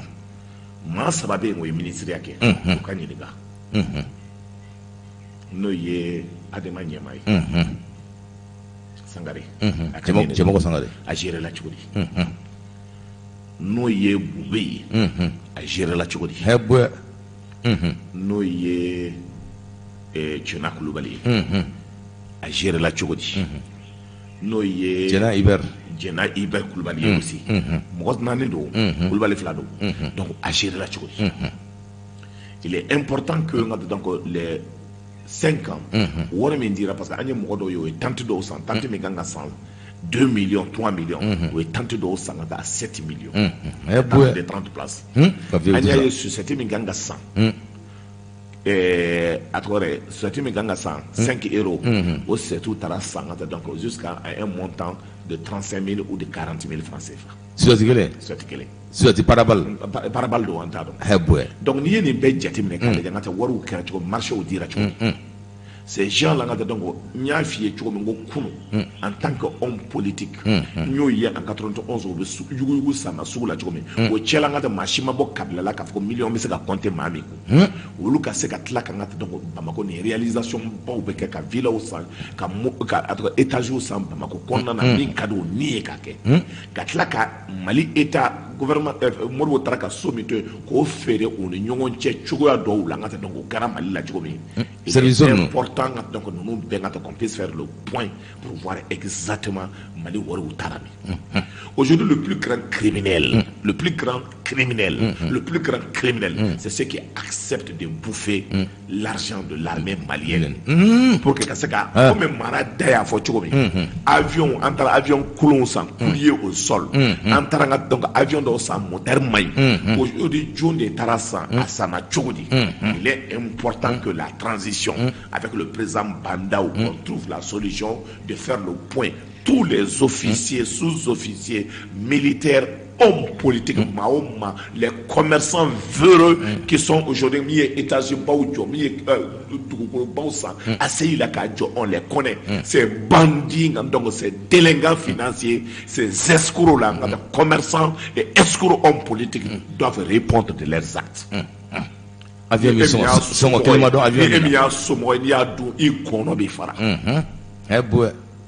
parce que ere zonde mais mam ye zon ka fait ye zonde sigatola donc oye munde ke dan ka wari aussi au niveau de l'armée il est temps maintenant que armée ka wari be ka vire compte na donc banque la bekati ka warta ni ni côté ni kalabanchi à côté parce que aujourd'hui jusqu'à présent Bandao ko nga baraka en tant qu'ancien ministre vraiment nga ke banque là pour nga le war tomber to ngata parce que o ba to ni ka sarakara il passe on ngata donc on ni sidi kele de bala o be sidi tankala o war to o bo tangata o bo du o to ka foro jono yi o to ka kafili ya baraw ke donc ça ne peut pas continuer comme au Sénégal o wari mi be duna kaba. Si on arrivait à faire le point, je suis d'accord pour que Doreka programme. Parce que si nous n'arrivons pas à avoir les trash, si on n'arrive pas à le voir, parce que ça c'est pour encourager les vols. Je suis d'accord qu'ils ont besoin de l'argent. Mais de la gafonga da kununga débat là ou kuna seninga débat là ngo de 1961 faut qu'on a fait coup d'état ma atete ka wati là loi de programmation militaire wala me do là au ma do indépendance na faut qu'on a fait atete ka fangala parce que l'état malien jamais au grand jamais Mali m'a délégué à plus de 10 milliards d'investissements de 1960 jusqu'en 2012 mɔgɔ bɛ kule pour dire que non Mali armée kɔnɔna na o bɛ wari dun wa dɔw bɛ wari dun mais un général en son temps n'a pas plus de 350 000 francs CFA bi un homme politique député même ces jeunes qui sont venus aujourd'hui CNT là ils ont plus de 1 million 500 à 2 millions de francs CFA n'y a qu'à prendre n'a fait un jatimine ils sont à 4 à 5 millions et c'est vrai. Ces hommes qui sont en train de mourir ou les soldats n'arrivent pas à manger ni ils sont pressés qui gagnent d'abord pour et quand dit et tu es dans une situation où il y a des problèmes C'est pour ça que je remercie Bandaou en allant comme ça dans des milliards de les 2 milliards 600 millions. Clinique mais quand aussi je les remercie. Ça c'est le concret. Au cours taillé on est là pour surveiller. Donc on est ma ko ame kutuba kala ko anga kutuma ma farine comme polo. Mais ngo kunu ne afa akana mami tayo de taw. Aujourd'hui ni transition mir be de kanga fanyo anga transition deme pour que ngata donc anga ma kura solo pour que baraka ke. Transition ma tient oui. Transition na ka sura tient le. Transition nga demede pour que nga bonne kele akona. Maintenant si les gens peuvent faire d'autres commentaires au condamné, ils sont libres parce que le problème il y a que chiko anya ibe kaka mami gen fuka dunia ulu tanto yi. Nye Moussa Traoré ka mami gen fuka dunia ulu tanto yi. Maintenant le mot contentieux de se ka faire forme roman. Problème faut être là nous acceptons mais on est libre avec notre conscience. Pour nous et anga franyoka radio anga kuma pour que jamana ka se ka clé. Mais nous y koke ngate mi mai abi chiko kai ko sankise. Na nyoto ala kana toyi. Parce que le problème est que le Mali c'est ça. C'est pour ça que nous heureux na mbora manga numéro de téléphone on dit mo ka se ka ngwele anga se ka. C'est fait pour ça. Mais on tient pour soutenir quelqu'un parce que nous on dakate au boulot parce que nous dans le kokelena. Mba fier toujours ngo sa fier to be balo ko ko sikatola ngo be daka be Allah subhanahu wa ta'ala ni banda we nyongo ndo nyo de fay ngo Allah de ma fanga di ma Allah be fanga di nere ma parce que ngati donc e man sa de malikula donc min do ni ye ma ya min ke jamana ko Allah ba sara ye na kadie nye na kadie kadie mais ngati donc Allah ba besa mais min do ikasiki soufe kada Allah ngati fe do chi adama dema no be fanga donc ika adama de kechugo machine do bi la avec comment il fait sauf qu'il on va faire prince et Mike Pitlé là est-ce que c'est normal avec là qui répond qu'à la café prince Mike une tiers là Mike amay mais au bel il va faire de continuer on va faire un bitu parce que état courant goyay on y hakli sur la codola fait do be ngata fongata et be continuer mi fait akani donc para be continuer donc Adam a donné bi yere conseil Adam a donné donc ala be fait do chiba pour que ça don Adam ya be ça que ni bela on nana malibi se ka dlancho me kele mi se ka Malien beka here soro o de dakanala mais ni ko beka do aljanna do be banga do aljanna ni ko hale Allah be do ma ko ala te donc maintenant est ce que ngata do mi ngata do ne Allah subhanahu wa ta'ala ne to mamla ka fa ka ta fo adewu ya anaka manto ye ani ka fa ngata ko fe nyama mi bebe ka fa ngata ko jiba be na ngata do makolo ka ko beka do bato ko adelo ye banga do bato ko anake wa keda donc je ngata kay donc ko mi ko manto bi bula be tena nung to anya ka fo wili ka jobe ka ke wili ka jo mi na be ka ke anya ka fo femi jero tombe ka fara nyonga Mali tetla ko Mali tetla o wili ndo ka fara nyonga aywa o wili ka join e be se ka ayi sira jumande ka wili ka joni aywa est ce que kumba bala u kanga demede wa ma u kanga faru ka u demede wa wala sa Mali kana tla parce que Mali tla li o te machine ni gankuye prince neti deme jakuma ani wara nga donc ani ulu ni fendo ka ne mo do ma fiwa kuno nyebo groupe la ma do tumbe ulu de tumala ka ko accord kay sama kewa afugara ulu kuma ka ka kewa prince mais ebis il fait ka mo kuma ka mo chama ere fu tlatla al député do yemo ulu ta ka tuba région na ka ta fo ko accord kay e ma ta conférence là awo ku fo do yere afore ko fe njuguni fla ko ni wala je ko min ka usa kibo haydara yofo hebwe manu ngola jonde odon ni e jati mata malien na ke islam hal na islam anga ke horoy e be fene ka do yera ti woni nyode fo ngo jamna ko na tlela ne bala mais ni do hakla ko comme ça de ko be la gagner faut que tu na la wuli ngata o tike fi prince i danka be Allah subhanahu wa ta'ala ni bulu depuis man na ngata ala ya dlangata kan ngata ro wasi ko sebe iya be fo ala yo ala de man dlanka fa kan batuwa e bi so nga fo ngata parce que ni kafiri ala ngata e ba fa ngata donc ifani ibade idlan ifani ba jonyo idlan jonyo fani obadlan fo kana sero la do de don ala de man bedlan ka fa kan batu ala ko anga makan ankanga ni adama de parce que adama de ngado bagaw de be ne juru adama de be ne ka kuma kan ko beka kuma kan gasanya ni mi fo ikatwa ka au moins 90% akana ke galo pour que ma ko daila mais ça prince e karadola sars karadola anya be fo max karadola anya be fo mais nous devons ni chama ya on kele ka fa akor kay et bien n'a fɔra k'olu de bɛ kɛlɛ la nka ko accord man ɲi ko Mali tɛ tilan e bɛ fɛ ne ka taa don o la n tɛ presque e bɛ se ka taa dɛ ne ko tɛ parce que pour moi bɛɛ bɛ se ka kɛlɛ kɛ n ka taa donc ça veut dire kɛlɛ la n ka taa anw dɔrɔn si kɛ don min ne bɛ si fɛnkɛ la boulevard de l'indépendance la Mali homme politique kelen tɛ yen ni min bɛɛ ma taa Dakar ne kelen de sira yen a ta kɛ homme politique su ye mais n bɛ n tigɛ kɔrɔta o den tɛ yen k'a fɔ il est responsable politique min sera kɛnɛ kan podium bɛɛ dilanna k'aw to yen aw ye denmisɛnninw nana ka taa policiers nana ka taa ko b'aw ta kɛ dibi la n taara o nɔfɛ n ko ni mɔgɔ kelen ye mugu ci ka taa le chef je te connais je vous jure on va te traquer fo i ka diɲɛ laban n ko parce que pour moi un policier i k'a faamuya Mali tɛ aw ta ye Mali tɛ aw ta ye c'est normalement un policier digne n'i ye danbetigɛ n'i ye hɔrɔn n'i ye halaladen ni bombe jɔra e kan ka jɔ n ka taa pour que civil ka fɛn kɛ mais aw b'a fɔ k'a bɛ civil agressé parce que i bɛ ka bɛ yan n ko an bɛ taa tiɲɛ sɛri aw la yan pour que k'a dɔn k'a fɔ n ka taa dɔn ko hali min tun ma an kɛlɛla n ka taa attendez ministère de l'éducation da la o tangara tɔgɔ ye tension m'o ta tiɲɛ wa bi o kɛra mɔgɔ tɔ ye o ye bugɔli da Sumayelaw kan yan o ye bugɔli da anw kan yan o ye musokɔrɔbaw bugɔ n k'a ma n'i ma kɛ yeko fila ye n ka taa ni i ma kɛ yeko fila ye n ka taa i b'a yira n na ale bɛ ɲini ka ale kɛra mɔgɔ tɔ ye e tɛ se ka kɛ mɔgɔw kan parce que e ye policier e wolola de e ye danbetigi e ye hɔrɔn ye k'e tɛ e b'i fa n'i baw n ka taa i b'o gosi ko parce que ko IBK kɛ i bɔ IBK bɛ min IBK bɛ min bi ɲininkali bɛ kɛ yen Mali ɲɛmaaw fo k'o de dɔn i bɛna dɔ de nɔ la i bɛ taa dɔ fana bɛ n'i nɔ de la et c'est minable policier ce jour là nka min y'o kɛ na bi o mun bɛ gɛn ka bɔ yan n y'a fɔ a ye n ka taa n k'a bɛ kɛ yeko fila a bɛ taa Mali bɛ to yan o tangara ne filɛ nin ye n y'o de fɔ n ko po n tigɛli la e bɛ kɛ faden sago ye i bɛ kɛ faden sago ye tous ceux qui veulent aller contre le peuple i bɛ kɛ faden sago ye siga t'o la parce que tu as un peu de pouvoir fini b'e la e ye jo ye n ye wolola de e tɛ mɔgɔ den de ye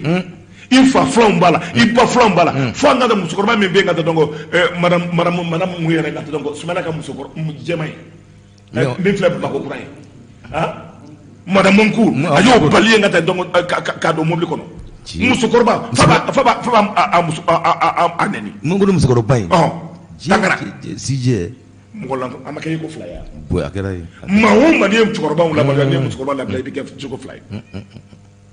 a filɛ a bɛ yeko fila o yɛrɛ taara min sa parce que n'i y'a jateminɛ olu m'o de faamuya quoi ko ne dɔ tɛmɛna yɛrɛ n ko yɛrɛ tun bɛ k'i ɲɛsin presse ma n f'u ye radio renouveau yɛrɛ datugu ko Djegorego Gozowa Djegorego go faire a t'a ɲɛfɔ c'est politiquement mais les militaires qui font de la politique ces officiers félons des minables donc officiers qui sont sortis de nulle part parce que olu fait il faut suivre on est militaire pour le pays on est officier on prête serment devant le drapeau et la nation malienne mais des minables officiers ou des minables policiers donc on le tout donc pour des missions tout simplement nga kɛ fɛ yen bi a bɛ cogo di hali a ka suraka kɛ ni min ka taa min tun bɛ polisi ɲɛmaa la bi a bɛ cogo di a bɛ tɛmɛ i b'a fɔ ko wulu mɔgɔ t'a lajɛ hali mɔgɔ t'a dɔn k'a bɛ ka tɛmɛ olu tun tɛ karimu ka jɛgɛ t'a la o ye donc mɔgɔ kan ka dɔn k'a fɔ on a des limites dans tout ce qu'on fait wallahi jamana ye waati ko de ye i bɛna i bɛ taa mais i k'a dɔn k'a fɔ i nana dɔ de place la dɔ bɛ na i place la siga t'o la mais i kan ka fɛn kelen min lajɛ le Mali rien que pour le Mali parce que ni a fɔra i ka décision dɔ ta i yɛrɛ bɛ don sokɔnɔna na k'a lajɛ n'a kan ka k'i fa de la n'a kan k'i ba de la e kan ka gazi ci ka polisi ka donc un enfant si tu es bien éduqué ka gazi ci adamaden na ka sɔrɔ n'i fa n'i ba dɔ i t'a k'a la e b'a kɛ wale fa la cogo di e tɛ kɛ foyi ye tu deviens un officier félon tu deviens un militaire maudit e tɛ kɛ foyi ye jugement dɔ senfɛ ne yɛrɛ tun bɛ commune 4 tribunal la an y'a ye k'a fɔ polisiw donna an ka carré kɔnɔnaw na ka bɔ mɔgɔw n'i y'a fenêtre datugu u bɛ fenêtre ka gazi fili ka don ka tasuma minɛ mɔgɔw ka so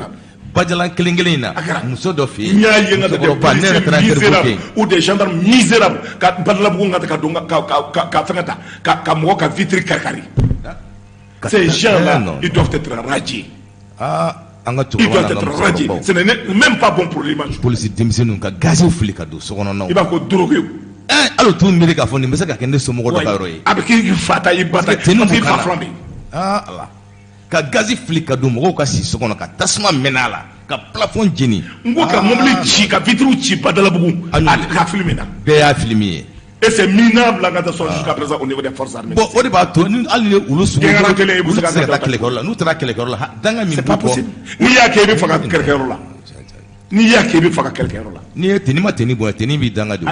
Abidanga fuitala. C'est clair. Il flamme beta rom na no bima be bode. E beta shede ni be faka yende. Parce que imam mo bunye ye fini ke woso kala di ye fini ke parce que abine kana bi bin sa oke mo la. De lenga atiko nous de lenga un enfant bien éduqué ngata bi son match.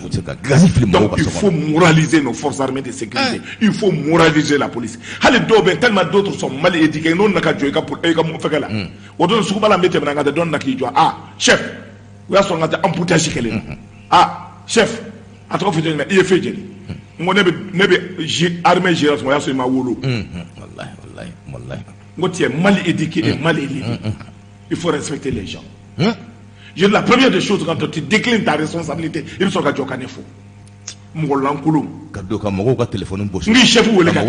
portable c'est ça le problème. Donc il faut moraliser tout ça. Donc j'ai dit au chef suprême des armées, oui, Bandawe, la rigueur, rien que la rigueur. Rien que la rigueur. Et il faut que Beka Fabien, tous les officiers qui ne sont pas d'accord avec la rigueur doivent être remerciés parce que c'est des officiers félons. Et à moi, ça n'est marché. Au niveau aussi de la justice, les gens doivent être clean. C'est pas notre solidarité quota là. On doit renvoyer la personne. Ni justice tout le monde fait. Oh y'a rien donc faut que tu aies oulé. Allah y'a ok. Jamana nyema dode. Allah fanga dauma. Ni moi ma y'a ok bike yeko fly. Il va faut bando de nana aïe venir à 4 ans sur une bla. Ou quoi policier tal togoya. Ani ka nettoyer bandit. Parce que vraiment ni bandit de donala. Oui, waru sala kata douala.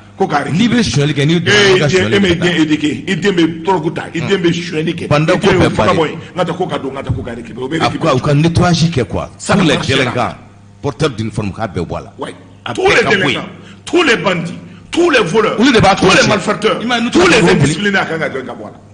voilà. Ça c'est ma vraiment. Kanga voilà. Oui. Polisi kanga la finiduna kanga mogo la kana amanga finiduna sebe obe ambufu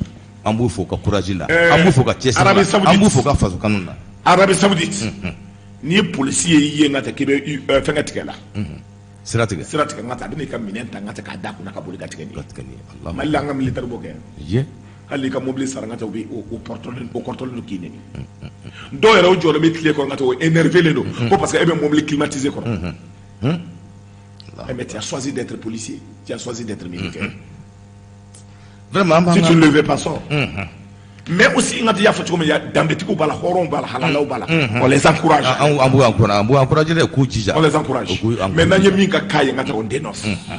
On va dénoncer. C'est la photo là. Police ou donc à donc j'ai mis là beaucoup de revendications. On va couler là. Aïe couler. Mais d'abord le travail aussi. Le devoir, c'est vrai.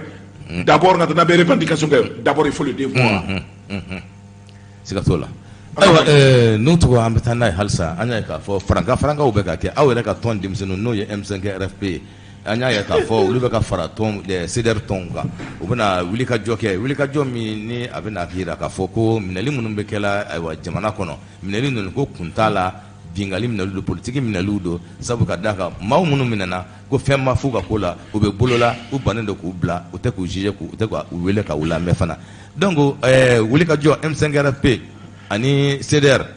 ulu ka fara ɲɔgɔn kan anana to jumana e be feka nda don ko de la no tem tun feka nda do ala parce que ni dem se non am continuer mais nda do ala parce que ya question posée d'abord parce que do ba la mena parce que pour moi ni ye jatimine ke CDR ni M5 manganga ɲɔgɔn ye hɔrɔnya la dɛ CDR ɲɛmaw ye la gosili min da M5 maaw kan n'a responsable kan ni denmisɛnninw ko bɛ ɲɔgɔn sɔrɔ nka tɛ k'a fɔ nka tɛ dɔn ko bɛ fɛn dɔ défend o ka droit don mais je ne me retrouve pas là o ka taa ka ko n dimilen don dɛ principe ko de parce que pour moi duniyalatigɛ ye principe ko de ye et c'est quand les la gauche quand la kafa kode betugi no fait betugi no fait monde là maintenant au même fois la procès ko la ko mo be minena qui peut dire le contraire ni jamana kono si y a de la sécurité nationale qui est menacée les premiers intervenants c'est la sécurité d'État La sécurité d'État n'est pas seulement politique. La sécurité d'État, c'est même sur le plan économique. Le commerçant, nous, il y a une enquête. Mais nous, il y a une enquête qui est délai à respecter. Donc, aussi, il y a un dossier qui a des gendarmeries. Les gendarmeries ont la main pour que c'est des procureurs. Maintenant, procureur de décision, tu as un mandat. Maintenant, l'enquête va continuer. Mais l'enquête continue. Ni feinté. Mami minena c'est des juristes. Mami minena kodona udo. Mais est-ce que le kumana? Le kumana wa? Ou avocat kumana wa? Kuma de kela chiko menga de binga donc jone be kumana. Mami be kumana ou bubu comme oui. Aujourd'hui, ni un Mali dossier takalé sur le plan financier. Ni bubu ye mi ke mala ni bubu mina eti bubu condamné de. Et bubu la jahna na so de ko. Tellement ye Mali chi. Boubou. Pour les finances du Mali. Boubou d'abord en tant que ministre des finances, ministre des mines. Parce que Mali Ibeka fait un cadeau Ibeka. Ntado asaka Ibeka kungolo tromper comme pour que ça premier ministre. Ni se karabati sire la dron. Ibeka est un homme complexé. Depuis Allah Ibeka. Jatimeka. Aye deni mitanga de TV5 là. Ko adeni to re. Académie Mint a eu un secrétaire général de la présidentielle. Kamisawa, a eu été là, Yota. A eu nommé comme ministre de l'enseignement supérieur. Parce que le discours qui est drôle. Nico, il y a un verbe conjugué au substantif. Un homme plus complexe que Ibeka a été. On est Ibeka n'a dit aux États-Unis, on a 32 hôtels. Alors, Etienne, Hollande de Toumichia, il dit de Toumichia, lui, il est comme ça. Mali war bebe to la lebe daw kan o mo ko na ifa kata kadama amanta chiwa quelqu'un qui est complexé jusqu'à dans les yeux abi se mi na ki ko ka je anyo salsa donante ngata be verda ku na be munu dro abtebi abi caméra ke na yi ka film tangata anyo cameraman te salsa dona caméra dona ni yo ke président ngata yemu ka ima jamana chia boy afla bulu boy na yi guitar mi ne ba fa anyo te awo tlala obela ka jamana kalfa mo shiawla donc Ibeka na ka nga jamana tachie kata aujourd'hui ambe position mena ka fo ni kelem be kera comme amena ka question situation be chomi binama hakli jaga boka jamana lege ambe jamana to cho malien ko ka famia qui et qui be ki ka dala foi namben na ka fo ka même maliko lege chacun doit se poser depuis Allah ya ndam nyemu qui est pour des jamana kaboni pour ma chama intanye les gens sont là ambi extra là ambi critique la dongodo ambi critique la dongodo mais puis aujourd'hui la transition c'est que Afrique beka na hakilna ak hakilna fara nyonga pour ga ska jana mo ko do boy o be fli c'est pour ça un jour nous président discussion ayo de fo akoto mawo ma ne be fait critiquer Mimbita Jamraka Herela, je suis prêt à écouter. Radio Ngato Baké Ngata Bnadia, sécurité d'État Mobaké Kadia, Mobaké Kadia, je suis prêt à l'écouter. Critique Jagwadi, à commenter sur Minaka, Jamanaka, Kalon Trémin Tatou Nabata. Maman, tu critiques fait, Barakala. C'est pour cela, tu as donné possibilité Bangoulou. Il y a les Français, décision de ta justice de Yomatier. Et Borakalama. Aïe, Mabokalamade. Vous voyez, accord signé avec la justice française. Mao manier n'est que français. Mao manier qu'aucun français. Maintenant, oui, expatrié qui est avion pour canadien. Et ni que français. Français. Oui. Qui est français qu'on a. Ah, n'y a que vidéo. N'y a que vidéo bien canadien. Ah ouais. Ah, ça n'a pas fait une dôme. La bourgeoisie de la j'ai pour le sans faire. Aux décisions chiennes. Au Siena. Au Siena. Ah, donc à Siena, il est important. Aujourd'hui, nous avons mis aux dispositions pour les Maliens. C'est pour cela que nous Maliens de faire extrêmement attention. Ceux qui sont à l'extérieur, maintenant il y a une vidéo qui est parce que d'abord, on est comme Obama n'est pas dans le Wallahi Obama. Obama n'est pas dans Obama. Et maintenant, encore adressé donner aux Français. Donner aux Français.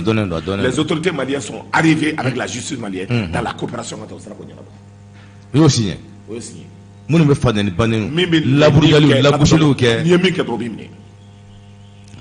Alhamdulillah. avec la France. Ah, sinon, tu n'as pas béni fan banen do. Donc, ils ont profité.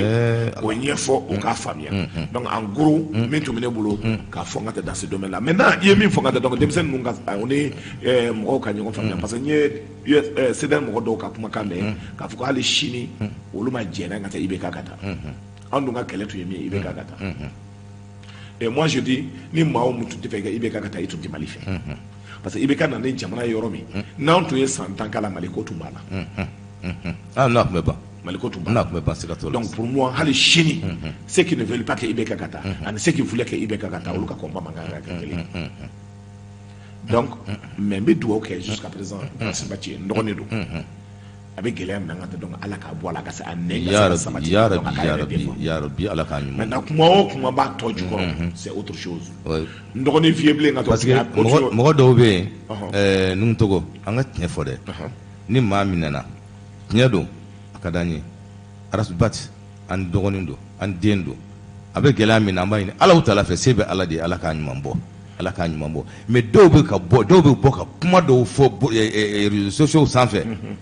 Arasa niunte ulu ba kala de pour ka to churu o ba kala de no ya chama mi boka ko mi mo do défend ite ka défend be ka churundi ni sebe arasa ma jama tega dawdala wala ni se ka ba tega do dawdala parce que ba do ma be yorobi ha ne tara mi fala ne tara boy ka sola ni mo be bulula ne tara boy ka sola mo tara bulula ay femi ga jugun imna na wal musof imna na wal ko gotala iye mo go faga o de ka jugu horoma mais ko ere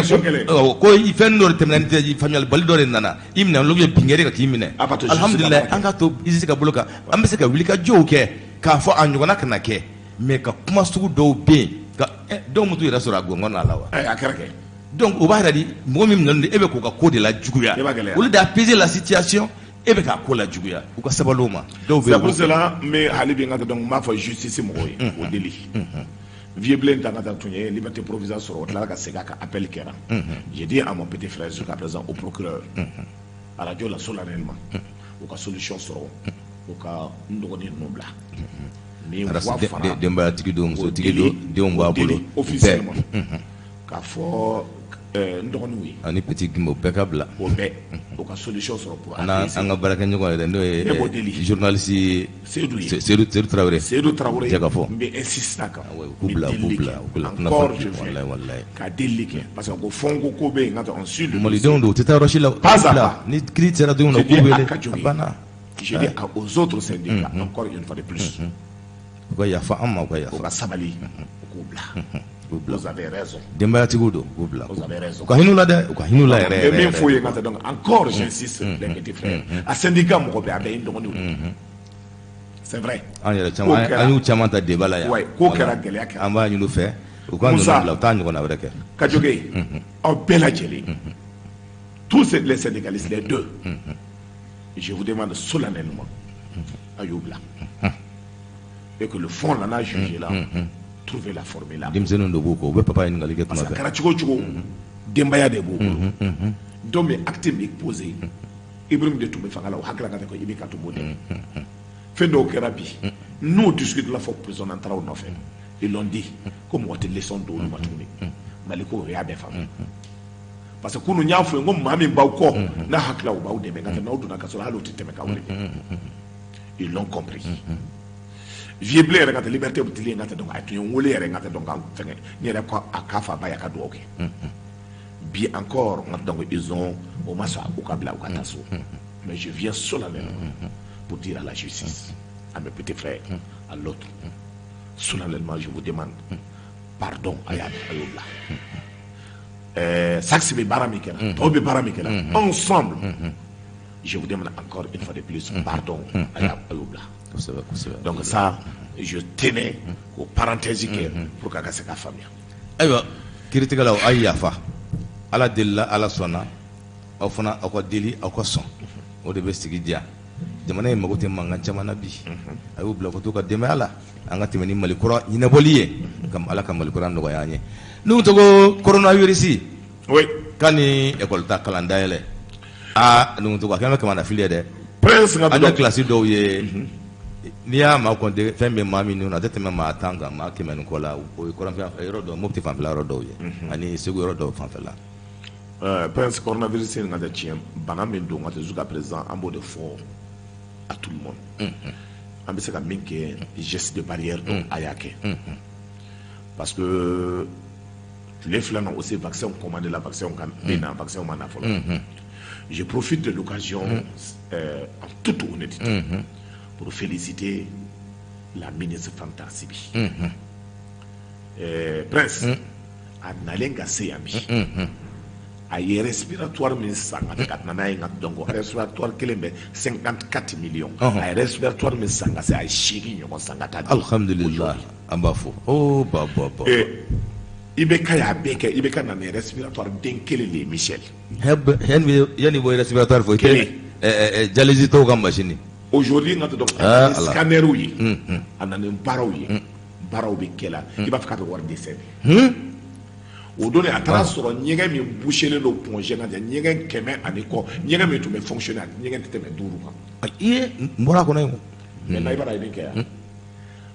semaine temele ngata donc atarani UNICEF mo atarani mo re ko be fra nyoko kan pour ko se kata Gabriel pongé kata laje bio nyega no be te boucher ka Allahu akbar adama dey c'est comme dans nos écoles ne ta do mo be respirer chobi ni tara Mali université là et c'est ka do nyega ko bo kelen ka fa Gabriel Touré ta ka donc mo tseka do ni bi fika do ka sone ke bi nunde mini Gabriel Touré ta te son Gabriel Touré ta ka te donc ibe boy foda mais nanati nye pourquoi tu structure do sike ngata ka karfa ulula mo ka nyon entretenir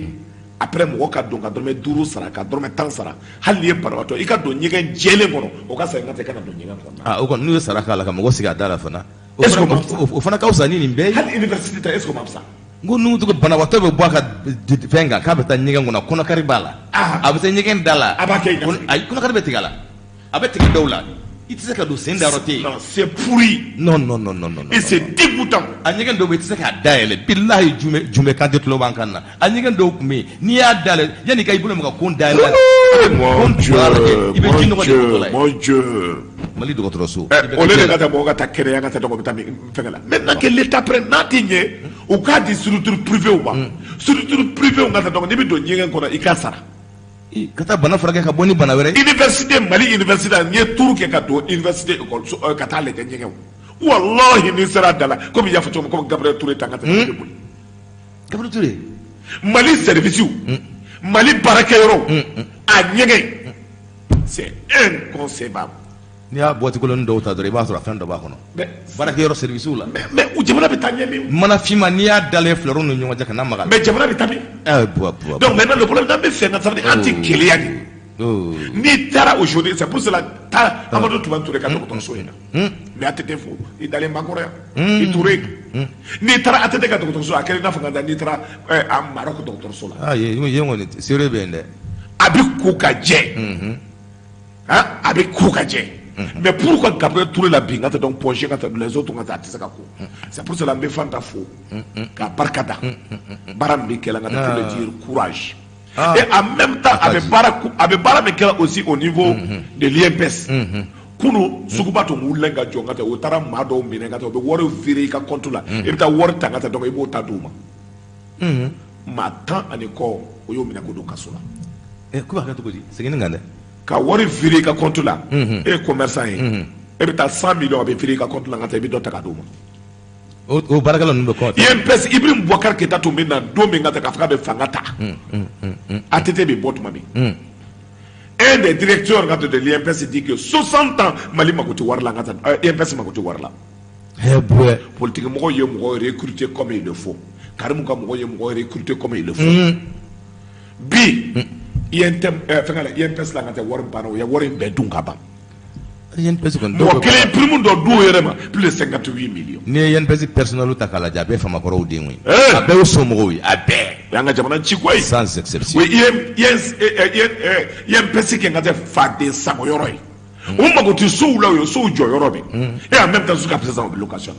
do ye salaire do yerema plus de 100 et quelques millions ouais Mali connaît. Oui, plus de 54 millions. Donc, IMPS de la Nada Koka Djebike, donc continue à encourager la directrice à démarrer à continuer et en bas et on va veiller Ibrahim ga mogo nu ngata ane barakar la min be chouenike fédérutu et min fo nous invitons l'État à accélérer ces mutations pour nga se kala jamana bi se ka bokele ala tiko a son kule ngo ni ta yen pesla ha iti bolo ese mo shima ni fama koro do so mo do diente ou fama koro do die ou bien a muso do ngoni so mo do yen pesi be odi mais ni gouvernement de transition isra ka framine yen pesi ko ina de diplôme fabriqué l'on beba kono na fe bebe yen pesi kono na me dominer ko bi jamana mo gele me aussi be ngata aussi ngata na antina se ka bo aussi ngata avec folie là c'est la caisse des retraités madame me barala aussi la bangata donc aba foka barkata ko no barakala do be an ngomo ko parce que allez atume barakela ngata donc kanam de la ngata ya takata elle est aujourd'hui elle a fait révolutionner la caisse des retraites ça me kaluka sangata donc sarakera Allahu akbar donc aba foka barkata ale baramina caisse des retraites là pour la dire courage et on surveille comme sur le lait et bien baramikela bon courage et en même temps nyama ko mimbe kanamna nous togo mise à jour carte là non al kunun taranga musoro ka ni nantara a mise à jour ke l'exemple là tara al madim nit ke tara ton ka do machine na doron ka sama ka bo ala ka barka mais folik be darande jow no fe yen pes la folik be darande jow la ala ka barka do je ko ka ta fe ka rani ala ka barka do sa fem na ge sa saba kuna ya be ge san duru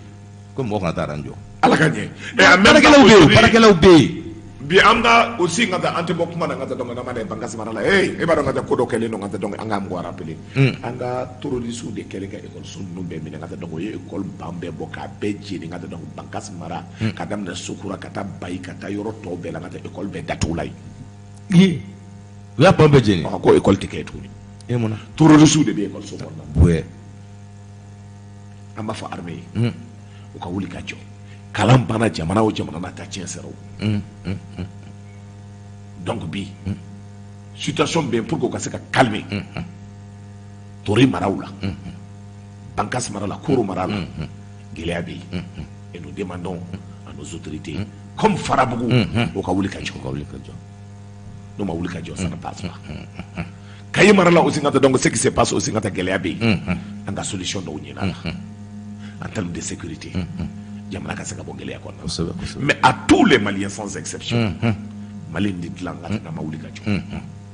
chacun doit se dire wati do ben kele de wati do ben ngata donc aba accompagnement ko sebe o korta e ngata ko dunya latika ko sorodo ibi na ngata tiade devoir aussi parce que mallan a kele mi ko ni dado fe o fe na do bi kanto comme o lobiti o la monate jamana ye priorité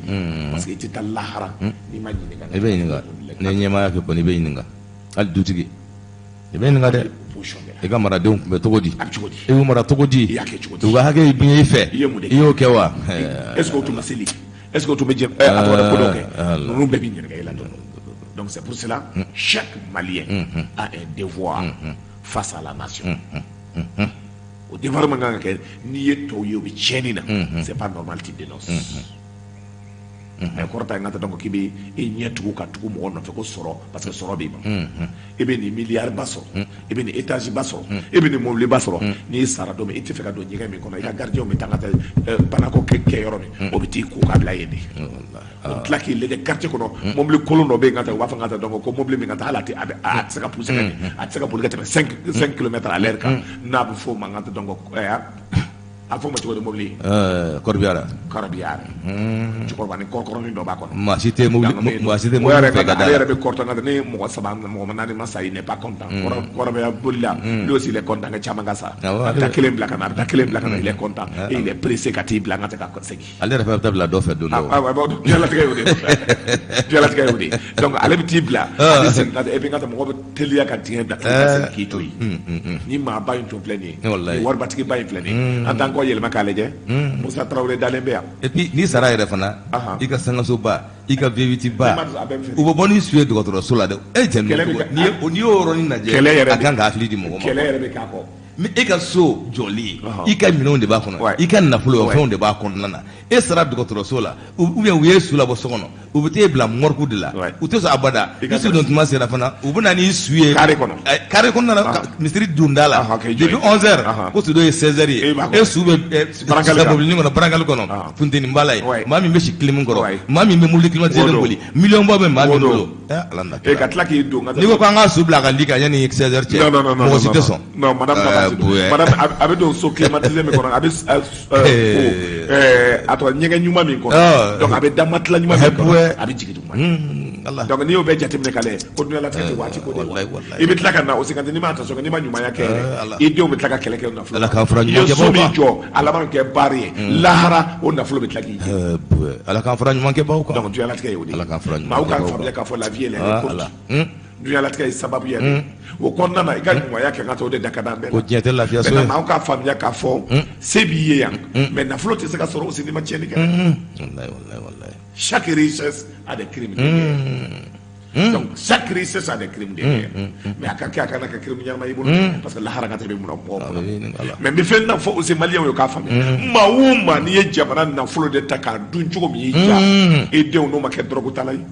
o bɛ kɛ jinayakɛla ye n'o ma kɛ jinayakɛla ye o laban bɛ kɛ n ka tɛ yeko fila ye n'o ma kɛ yeko fila ye banajugu b'o minɛ n'o ma banajugu minɛ accident b'o fa siga t'o la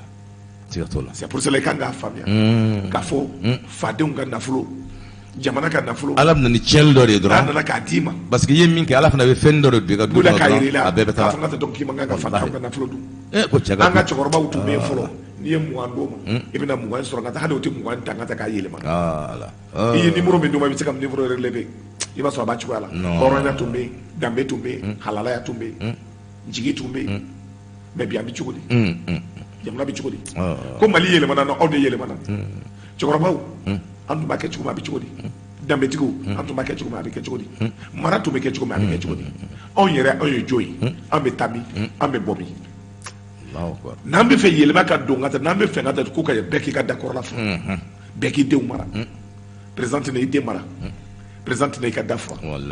n'an bɛ fɛ ka taa kow ka yɛlɛma an ka kuma fɔ cogo dɔn hali an ka du kɔnɔna na jamana tiɲɛnen donc ni anw kɛra o kɔnɔna na Togo an bɛ baro kuncɛ ni fɛn kelen pe ye fɛn kelen pe an ka waati tɔ tora miniti 10 ye Nuhu Togo jamana in kɔnɔ bi fɛn dɔw bɛ yen ni yɛlɛma ma k'a la jamana tɛ jɔ wallahi jamana tɛ jɔ o ye fɛn ɲuman ye dugutigi ko jamana in dugutigi ko Nuhu Togo i bɛ Mali in dugutigiw bɔ k'u jɔ a kɛmɛ sarada la i b'a sɔrɔ mɔgɔ kelen min bɛ tanu a kɔnɔna na a tɛ tɛmɛ mɔgɔ 2 kan dugutigiw sen b'a bɛɛ la dugutigiw tɔgɔ de b'a bɛɛ la m'a fɔ a dugutigi bɛɛ dɛ kelen de bɛ minnu ka ɲi an b'o fɔ u ka dugutigiya la u ye denmisɛnnin dɔw ta ka dugutigi ko kɛ politigi ye ka denmisɛnnin dɔw ta k'u kɛ dugutigi ye mɔgɔw kunna minnu dugutigi b'a sɔrɔ a fa wolola cɛ dɔw ɲɛna musoba dɔw ɲɛna ka n'o ta k'o kɛ dugutigi ye k'olu to yen n'u ma fɛɛrɛ kɛ dugutigi ko in na n'i taara yɔrɔ dɔw la sɛnɛkɛyɔrɔ bɛɛ feerelen don n'i ye ɲininkali kɛ dugutigi sen b'a la n'i taara yɔrɔ yɔrɔ la ko dɔw ka baganw kɛlɛ bɛ yen ko kɛlɛ bɛ dugu kɔnɔna na i b'a sɔrɔ dugutigi dɔw sen b'a la donc dugutigi ko in n'u ma sariya kɛ k'a sariya yɛlɛmɛ maa minnu kan ka kɛ dugutigi ye maa minnu man kan ka kɛ dugutigi ye fo k'olu jateminɛ dugutigi dɔw bɛ yen baara foyi t'u la dugu jɛra dɔrɔn ka desani ta dɔrɔn k'a da u kan na dɔrɔn mairie kɔnɔ u ni maires de bɛ yurugu la o dugutigi caman de fana bɛ yen dugukolo ko feere mankan o mankan dugutigi caman sen b'a la n'u ma fɛɛrɛ kɛ dugutigi ko in na wa kɛlɛ bɛ yɔrɔ dɔw la kin dɔw kɔnɔ commune dɔw kɔnɔ Bamakɔ y'a yɛrɛ dugutigi ko mankanw don donc vraiment État i tɛ mɔgɔ si ka nin kuma in fɔ i tɛ maa si ka kuma nin kan u don impliqué don fɛn bɛɛ de la dugutigi caman an b'a fɔ a bɛɛ dɛ ɲuman bɛ bɛɛ la juguman bɛ bɛɛ la mais juguman de ka ca la faut que État ka jateminɛ k'a la dugutigi tun bɛ sigi fɛn 2 de kama parce que fɔlɔ n ka dɔn a bɛ taa n ka dɔn ko du bonda la kabila ko la donc a sina gɛlɛya to kɔnɔna na bɛɛ b'a dɔn min kan ka kɛ dugutigi ye bɛɛ dugutigi ma taa yan filanan ye min ye Bamako ko nana k'a sɔrɔ ni laada tɛ yɔrɔ min c'est que a bɛ sigi gouverneur de bɛ décision mais au kɔnɔna il est important mairie da bɛ don a la n ka taa enquête bɛ kɛ mais ye min fɔ n ka taa tiɲɛni caman bɛ yen ni kabila kunda don i tɛ tiɲɛni ninnu ye parce que déjà min kan ka sigi o b'a dɔn i bɛ Bamakɔ n ka taa ni dugutigiya waati sera hali ni kɔrɔkɛw n ka taa donc ni kɔrɔkɛw banna faw banna ni waati sera ma i bɛ wele ka o ye kabila ko ye o ye n ka taa danbe ko ye o ye hɔrɔnya ye mais en général gɛlɛya tɛ yen gɛlɛya tɛ yen yɔrɔ de la anw ka taw la n ka tɛ gɛlɛya tɛ yen parce que min kan ka kɛ na o dɔnlen don parce que e b'a dɔn k'a fɔ n ka taa donc jamu min kalifalen b'i la n bɛ exemple ta ne ye Togo ye Togo min kalifalen b'i la ne ta tɛ kabila de ta don donc ne kan ka fɛn bɛɛ kɛ n man kan ka fɛn kɛ n ka taa donc pour ka se ka dankari kabila tɔgɔ in na o kɔnɔna na n ka taa dugutigiya bɛ di ban n ka taa o de kɔnɔna donc mais comme kow tiɲɛna ni kow tiɲɛna gɛlɛya bɛ kɛ donc sani émission ka ban an bɛ foli lase an balima min b'an lamɛn na o de bɛ émission yɛrɛ diya Alkasum communicateur mairie la ka communicateur mairie la k'o bɛɛ fo n ka k'o barikada donc sani an ka tila n ka donc n bɛ foli lase n balimaw ma ka Hayidara fo n ka donc n'ale bɛ SNJ la n ye foli lase o ma n ka donc ka aéroport mɔgɔw Diaye ni Sulemani So Joli ani Aminata k'olu fo ka foli lase Dramane Traoré ma Bagadaji ka Lagare n'o ye an balimamuso ye Madame Kulibali k'o fo k'o barikada n bɛ foli lase Ba Jara ma Bamusa Jara ma ka foli lase n ka donc Nɛnɛ ani Paul ma n ka taa cabinet na Sumala ka cabinet na ka Dumbiya Madame Dumbiya Buguba n ka taa ka Hayidara Buguba la n'o ye alimami n'o ye an ka Hayidara n ka karamɔgɔba ye n'an y'o fo ka Burama Traoré fo n ka taa n'o ye imam ye n ka taa donc Zara la Maɲanbugu n ka donc ka Nu Danbele fo ka Ali Sanogo fo ka Kulibali fo n ka taa ka Isa Mayiga fo ka Mohamed Sila fo n'o ye n ka cɛkɔrɔba ye n ka taa donc Fari n ka taa Ala k'a kɛ Fari Jagabɔ ye ka Alu Samakɛ n ka taa k'o fo n ka taa ka Bafanta fo Sogoni kɔ ni y'olu fo n ka taa ka Bugula fo ka Burama n'o ye Sumala ka aide kan kɔrɔ in ka donc Bagayogo k'o fo k'o barikada ka Sala fo ni ye Sala Babi fo n ka donc ka ministre Dipa k'o fo n ka taa donc n'o ye ATT ka ministre kɔrɔ ye transition na ka Seydou Traoré fo n ka taa Falajɛ ka Fatumata Kone fo n ka donc depuis Falajɛ ka Bajalo fo n'an ye Bajalo fo n ka donc ne ba n'o ye Sanata ye n ka taa donc n'o taɲɛ na n ka donc ka foli kɛ n ka taa Fal n'o ye Sogoni ko donc Mantala Babi k'u ka denbaya bɛɛ fo n ka donc n'o a muso n'o ye n ka sɛriw ye n ka donc Mamuna Touré hamdalaye k'o fo k'o barikada n ka sɛri filanan n'o ye Madame Touré Lɔbɔ k'o fo k'o barikada ka tila ka n ka sɛri sabanan fo n'o ye Madame Cissé Astan Traoré n'o ye Sumala furumuso ye ka Uli Si donc an ka musokɔrɔba in ka donc hippodrome na k'o fo k'o barikada n bɛ aussi n ka donc Zumana Sako fo ka Samba Jakite n b'o fo k'o barikada ni n y'o fo k'o barikada ka Alu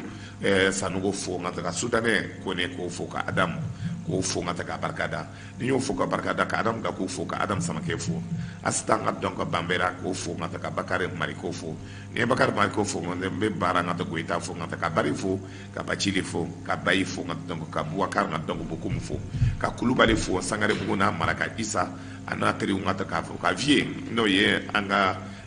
Vie n ka donc k'o fo n ka taa ka barikada Wasolo Vie n'an y'o fo k'o barikada ka Burama Jara fo k'a barikada ka Idrissa n ka donc Sanogo fo n'an y'o fo n ka taa ka tonton Cheikh Kamara fo USR cɛ a n'a muso n ka taa donc n tɛ ɲinɛ n ka taa donc Sissogo n ka donc professeur n ka Satigi Hayidara n ka donc Fatumata Balde Rose n ka Jaje n ka donc Lagare n ka donc n'o yɛrɛ bɛ Bamakɔ n ka donc a ka fa ta ɲɛna a nana o foli la ka dugawu kɛ n ka to bɛɛ lajɛlen ka Saran fo ka Pujugu fo n ka taa ni ye Pujugu fo ka Musa fo maa o maa Sese a n'a ka maa o maa bɛ yen n ka taa donc k'o fo k'o barikada n ka Amara Gasama k'o fo k'o barikada n ka Tayiru fo n ka donc fo Pare ka Burama fo n ka donc Arama n tɛ ɲinɛ aussi n ka donc maa o maa b'an lamɛn nin waati in kɔnɔ ka foli lase u ma kuma b'i bolo. Eba n'u tɔgɔ an bɛ foli ci ka assistant ma ale b'an fɛ kumaso kɔnɔ yan Samba b'an b'a fɔ ka furumuso fo ale b'an fɛ kumaso kɔnɔ yan ka foli di an kanuba bɛɛ lajɛlen an baw olu ka dugawu k'an ye su ani tile an bɛ fɛn min na a ma nɔgɔn tanti Madame Mayiga Bafanta Tarawele ka taa bila badabada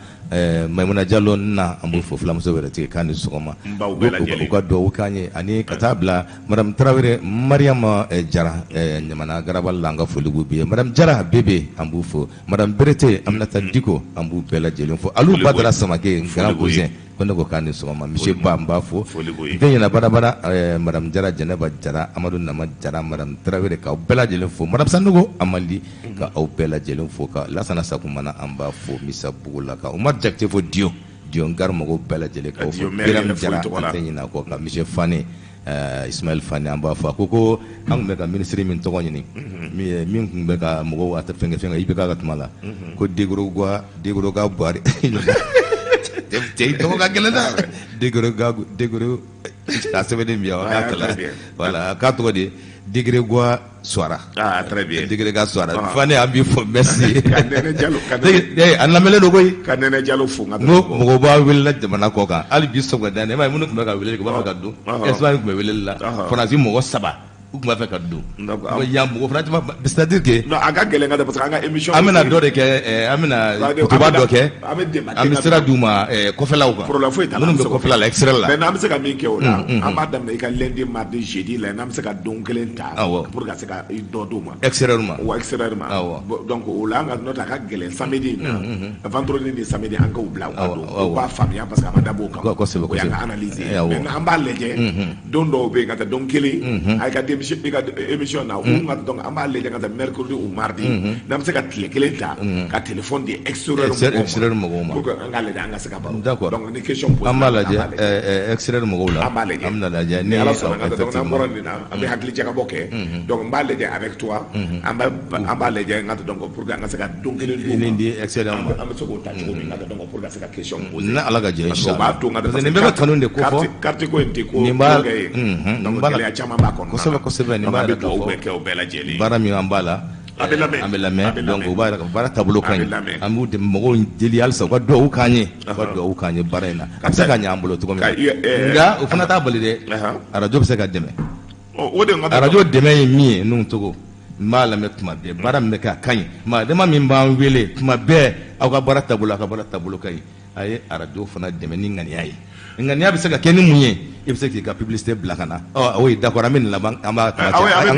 RC la u kana ni publicité ye u kana n'u ka communiqué ye u kana n'u ka publicité ye o bɛɛ ye dɛmɛ ye o duwawu ye dɛmɛ ye ka hɔn a ye taa di arajo ma aw bɛ na ɲɛmɔgɔyaso la n b'a fɔ téléphone numéro di dɛ ka wuli ka mɔgɔ ci ka na ɲɛmɔgɔyaso ko nana n ye dɛmɛ se arajo in ma o ye kelen ye filanan ye min ye extérieur la matériel bɛ yen matériel bɛ sɔrɔ arajo baaraminɛnw bɛ yen minnu bɛ extérieur la min bɛ extérieur la micro ɲumanw bɛ yen fɛn dɔw bɛ yen nka donc o bɛ se ka ci mixeur bɛ yen u bɛ se ka ci u bɛ se dipôle ɲɛnamaw groupe bɛ yen groupe bɛ yen nka donc kaso la u bɛ se donc o bɛɛ ye min ye delili ko tɛ parce que an bɛ fɛ ka jamana kɛ parce que arajo ye min ye charge don min bɛ baara kɛ nka tɛ parce que i bɛ courant sara i bɛ baarakɛlaw sara donc maintenant hali a ka di dɔw ye